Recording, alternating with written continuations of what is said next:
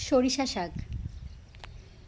সরিষা শাক শীতকালীন একটি ফসল এবং শীতেই ভালো হয়। সরিষা শাকে রয়েছে অনেক স্বাস্থ্য উপকারিতা। সরিষা শাকে ক্যালসিয়াম কম থাকলেও ফাইবার এবং অনেক প্রয়োজনীয় ভিটামিন ও খনিজ রয়েছে এই শাকে। বিশেষ করে ভিটামিন সি এবং কে এর একটি প্রয়োজনীয় উৎস এই শাক। সরিষা শাকে থাকে পটাশিয়াম, ক্যালসিয়াম, আয়রন, জিঙ্ক। নিয়মিত সরিষা শাক খেলে হাড় সুস্থ থাকে, দৃষ্টিশক্তি ভালো থাকে এবং জ্বর, কাশি, ঠান্ডা এই জাতীয় যত অসুখ বিসুখ আছে সেগুলো দূর হয়। সরিষা শাকে আছে আরও পুষ্টি উপকারিতা, একটু চোখ কান খোলা রাখলেই জানা যায়। তো আমি বাগান থেকে সরিষা শাক তুলে নিয়ে আসলাম সকাল সকাল। আজকে আমাদের রেসিপি সরিষা শাক ভাজি। তো আপনারাও কিন্তু আমার মতন এভাবে চাষ করে সরিষা শাক এবং শীতকালীন যা সবজি আছে বা 12 মাসে যা হয় সেগুলো কিন্তু চাষাবাদ করে খেতে পারেন। তো আমি এখন শাকগুলো ভালো করে বেছে নিব। শাকের ভিতরে ভাগ বসাতে আসছেন আমাদের রানী। সে তো খুব পছন্দ করে শাকসবজি। দেখেন সে শাকসবজি খায়, এই জন্য তার স্কিন কত ভালো, দেখতেও সুন্দর, তাই না? শাকসবজি খেলে কিন্তু স্বাস্থ্য ভালো থাকে, পাশাপাশি যেহেতু সবুজ শাক ভিটামিন সি এর উৎস, তো সেক্ষেত্রে কিন্তু স্কিনও ভালো থাকে।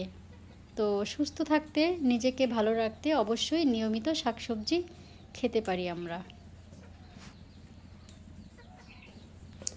তো যাদের কোষ্ঠকাঠিন্য আছে, পেট পরিষ্কার হয় না, তারা কিন্তু আঁশযুক্ত সরিষা শাক খেতে পারেন। দেখবেন পেটের যে অসুখ সেগুলো কিন্তু সেরে যায়। এবং শাকসবজি খাওয়া অবশ্যই ভালো। তো আমি তো এগুলো 3বার ধুয়ে নিচ্ছি পরিষ্কার পানি দিয়ে। এবং অনেকে যেটা করে সেটা হচ্ছে যে শাক প্রথমে এনে কেটে সেটা কুচি কুচি করে আগে করে তারপর যখন পানি দিয়ে ধোয়, সেটা এমনভাবে চিপড়ে পানি দিয়ে ধোয় শাকের ভিতরে যা যা ভিটামিন আছে সব পানির সাথে বেরিয়ে যায়। তো ওই ধরনের শাক খেলে কিন্তু অবশ্যই আমরা লাভবান হব না। আমরা লাভবান হতে চাইলে আমরা যদি কোনো সবজি খাই, সেই সবজির ভিটামিন বা পুষ্টি যদি আমাদের শরীরে প্রবেশ না করে, কাজ না করে, তো সেই শাক খেয়ে শুধু পেট ভর্তি করা ছাড়া আর কোনো কাজ নেই। তো সেক্ষেত্রে যদি স্বাস্থ্যকর খাবার খেতে চান বা যে সবজিটি আপনি খাবেন সেটা থেকে যদি আপনি উপকার পেতে চান, তাহলে অবশ্যই আপনাকে সবজি কাটা থেকে শুরু করে রান্না পর্যন্ত আপনার কিছু বিষয় সতর্ক থাকতে হবে। যেমন আমি যে শাকটা কুটে নিয়েছি আগে, তারপর আমি হালকা হাতে ধুয়ে নিয়েছি।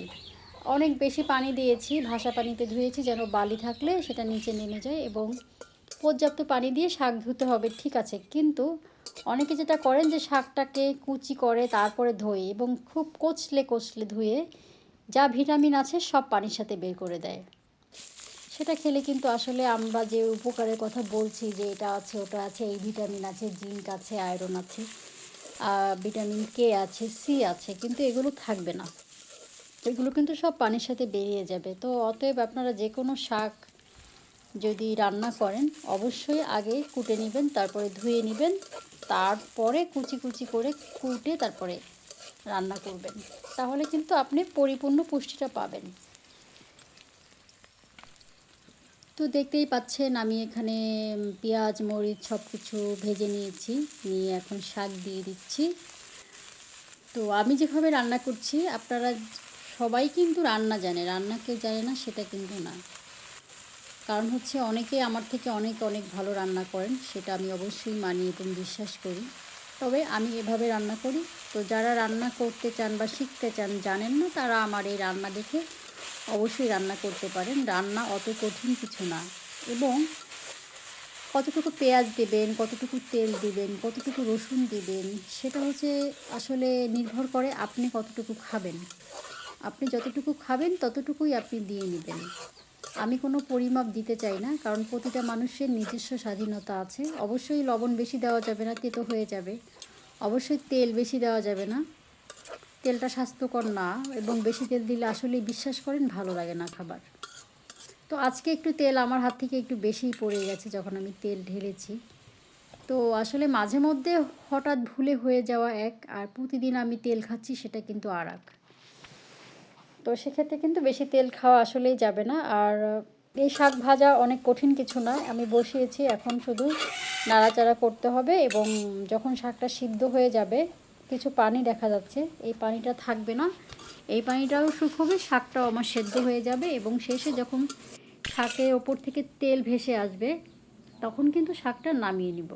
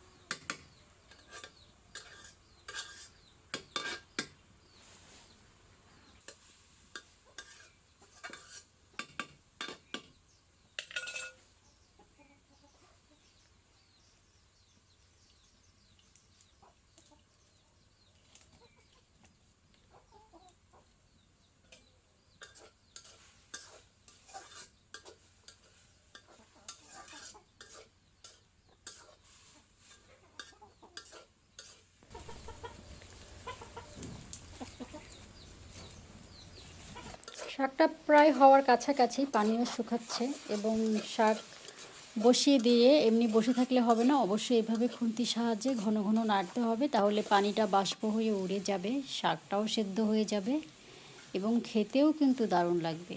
তো আপনার রান্না বা আপনার খুন্তি দিয়ে নাড়া বা আপনার মশলার যে আন্দাজ, সব কিছু মিলিয়ে কিন্তু একটা তরকারি স্বাদ হয়।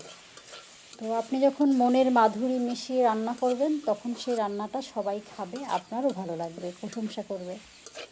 আর যখন আপনি মনের মাধুরী মেশাবেন না, আপনার চিন্তা চেতনা এক জায়গায়, রান্না এক জায়গায়, চুলা এক জায়গায়, তখন কিন্তু রান্না ভালো হবে না। তো আমাদের শাক হয়ে গেছে, সরিষার শাক দেখতেই পাচ্ছেন, খেতে কিন্তু দারুণ হয়েছিল।